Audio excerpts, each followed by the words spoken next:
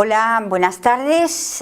Vamos a tratar la patología de la permeabilidad vascular cuando la permeabilidad vascular permite la salida de hematíes. Es decir, vamos a tratar las hemorragias. ¿Qué es una hemorragia? La salida de hematíes fuera del torrente circulatorio. Cuando decimos hematíes, red blood cell, RBCs, lo que estamos hablando es de algo rojo. ¿Por qué algo rojo? Porque tiene hemoglobina que tiene un color propio, diferente si está oxigenado, si no está oxigenada, más roja cuando pertenece a la sangre arterial oxigenada, más oscura, más negruzca cuando pertenece a la sangre venosa. ¿Cómo vamos a estudiar las hemorragias? Pues las vamos a clasificar, porque el mecanismo no es complejo, pero hay mucha variedad según el tipo de vaso en el que aparezca la hemorragia, según su mecanismo de producción. Puede ser que se rompa el vaso o se corroa el vaso, es decir, aparezca un agujero en el vaso, o simplemente puede ser que aumente la permeabilidad, tanto que permita la salida de hematíes de su interior. Puede variar según la cuantía de la hemorragia o puede variar según la localización. Todos estos son los temas que vamos a tratar en esta lección. Hemorragias según el tipo de vaso. Observen lo que ven aquí. Esto pertenece a la película de La venganza de Don Mendo, pero es absolutamente característico de lo que es la sangre roja pulsante. Ven ustedes que aparece y desaparece. ¿Por qué? Porque está relacionada con los latidos del corazón. Por eso la sangre arterial es roja, sale a chorro, evidentemente no tan alto como el que vemos así, aquí, pero bueno, para el caso desde el punto de vista didáctico es adecuado, sale a chorro y es pulsante, es decir, sigue los latidos del corazón. La sístole sale más elevado y la diástole sale menos elevado. En la sangre venosa, por el contrario, como la hemoglobina no está oxigenada y es más oscura, la sangre venosa es mucho más oscura y no tiene este efecto pulsante, sino que sale continuamente. Y la que es peculiar es lo que es la hemorragia en sábana, porque la hemorragia en sábana no depende de un vaso específico arterial o venoso, sino que es todo el territorio capilar el que empieza a sangrar, y es un problema tremendo porque no se puede controlar.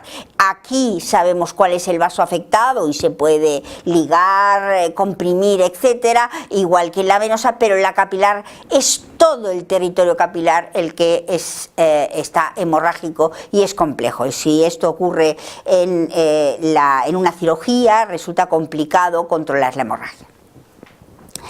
Lo mismo podemos decir de los mecanismos de producción. Hemos dicho que podía ser porque se rompiera el vaso o podía ser porque aumentara la permeabilidad de este vaso. ¿Qué ocurre cuando se rompe este vaso? Se puede romper desde fuera, es decir, una herida de arma blanca, una herida de bala, etcétera. Cualquier herida exterior puede afectar un vaso, cortarlo y se produce una hemorragia.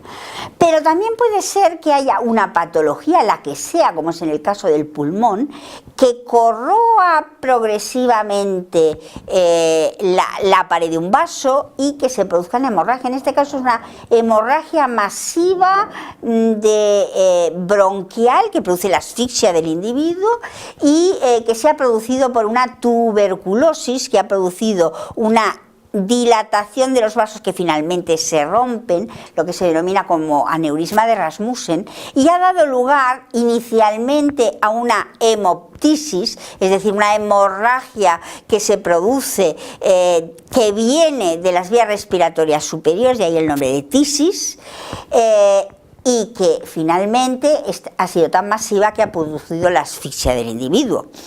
O bien, otra característica de corrosión es la de la úlcera péptica, la úlcera gástrica. Ya saben ustedes que las personas que tienen úlceras gástricas sangran. ¿Por qué?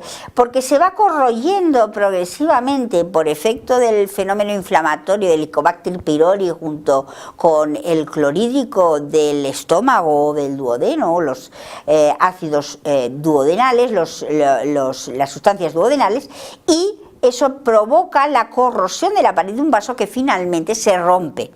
¿Y la hemorragia dónde sale? Al estómago, a las vías digestivas superiores. ¿Y por dónde se saca? Habitualmente vomitando.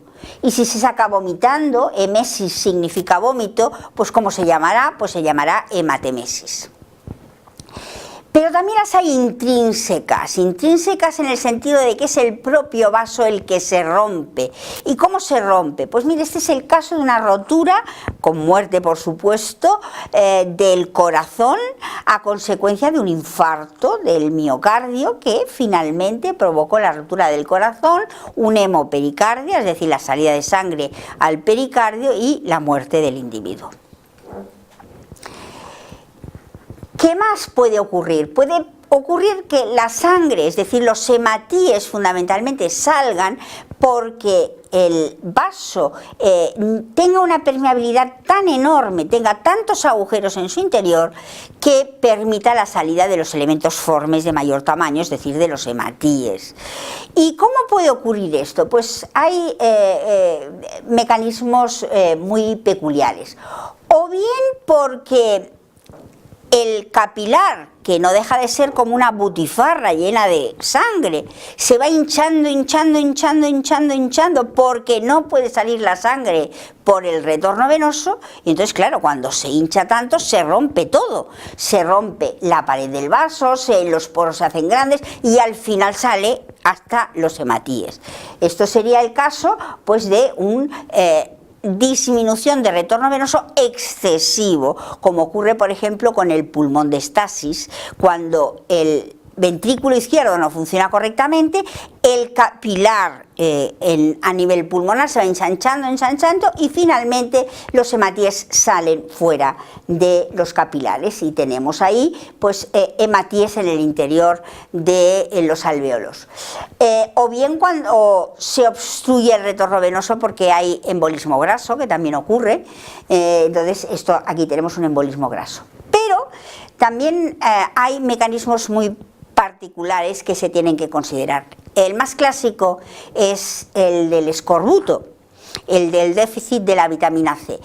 ¿Por qué? Pues porque la vitamina C es fundamental para la sustancia intersticial, para la sustancia cementante del tejido conjuntivo. Si dejamos de tener membrana basal suficientemente para constituir el capilar continuo, porque la sustancia cementante del tejido conjuntivo no se sintetiza correctamente porque falta vitamina C, entonces pues fácilmente aparecen agujeros en estos capilares, y si nosotros hacemos una presión, aquí ponemos el manguito de presión y vemos que aparecen múltiples hemorragias a nivel del brazo. Este es el llamado síndrome de Rumpel-Lide, que es característico del individuo que tiene un escorbuto, que en general el individuo que tiene un escorbuto va teniendo pequeñas hemorragias en cualquier parte del organismo debido a que no tiene sustancia cementante que selle el capilar continuo. Pero tenemos otros efectos. Por ejemplo, hay sustancias que ya estudiaremos cuando hablemos de la sepsis, hay sustancias que pueden lesionar directamente en la pared del vaso y producir hemorragias. Este es un niño con una meningitis y tiene hemorragias múltiples por todos lados, constituyendo el síndrome de Waterhaus-Friderichsen. O incluso los estigmatizados, ¿no? Los que tienen las señales de los clavos de Cristo, o los que sudan sangre, por ejemplo, pues no es más que en esa localización, por efecto psicológico, por cualquier efecto que nosotros opinemos según nuestras creencias religiosas, pues aumenta la permeabilidad del vaso hasta tal extremo que permite la salida de hematíes, y entonces se produce la hemorragia localizada, como ocurre con los estigmatizados. Hemos dicho que también llamábamos a las hemorragias de forma diferente según la cuantía y las características que tengan estas hemorragias. Si nosotros tenemos un puntito, uno solo, ¿cómo lo llamamos? ¿Le llamamos puntito hemorrágico? Pues no. Técnicamente hablando, lo llamamos petequia, es decir, una pequeña mancha puntiforme hemorrágica.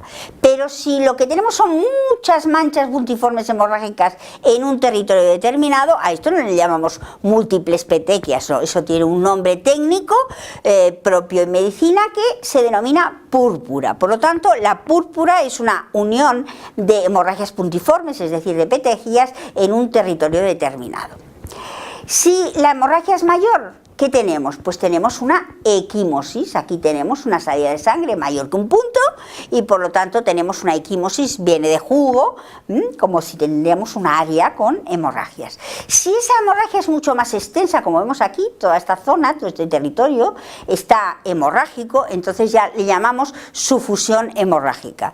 Y si en cambio la hemorragia está localizada de tal manera que prácticamente la podemos coger con la mano donde está ubicada la hemorragia, eso es un tumor constituido por sangre que ha salido del torrente circulatorio y por lo tanto como es un tumor le llamamos oma, las cosas que son tumores acaban en oma y como este es un tumor constituido por sangre pues será un hematoma o lo que es lo mismo, una gran cantidad de sangre bien delimitada en un territorio, como es este caso de un hematoma intracerebral, que es lo característico en un ictus.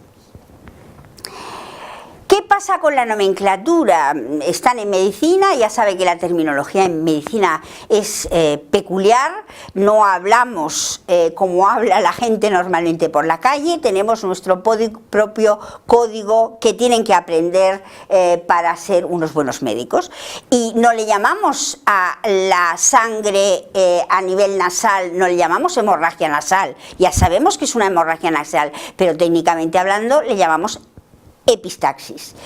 Y ya hemos dicho que cuando la sangre salía de las vías respiratorias, por lo tanto salía tosiendo, tosíamos y veíamos que sale sangre de las vías respiratorias, le llamamos hemoptisis. Si vomitamos sangre, ya sabemos que el vómito es una emesis, por lo tanto será una hematemesis. Si defecamos sangre, es diferente.